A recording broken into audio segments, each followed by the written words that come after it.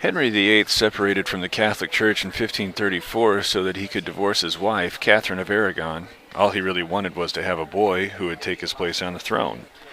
What Henry did not know was that his actions would change how people were governed.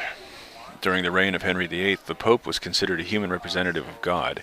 Basically, the Pope was like God on earth, at least for the Catholic Church. Henry's break from the Catholic Church meant that he was questioning God.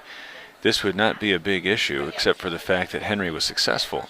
For English Protestants, Henry's success meant that the king was doing the will of God.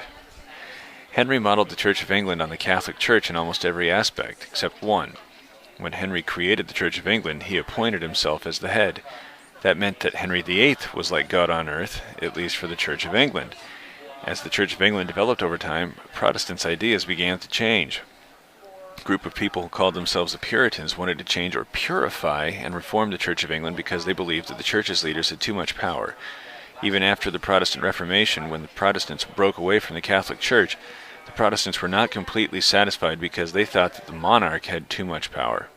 A group of Puritans started talking about breaking away from the Church of England. They called themselves the Separatists. They believed that they had no choice but to leave England. It is from this group, the Separatists, that the Pilgrims came. As we learned in the first lesson, the Jamestown settlers came to the New World in search of gold and treasures.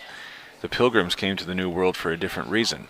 They came to gain religious freedom and establish a new way of life for themselves. When they landed on America's shores, they began to do just that. Although their lives were difficult at first, they survived and left behind a story that has been told throughout the ages.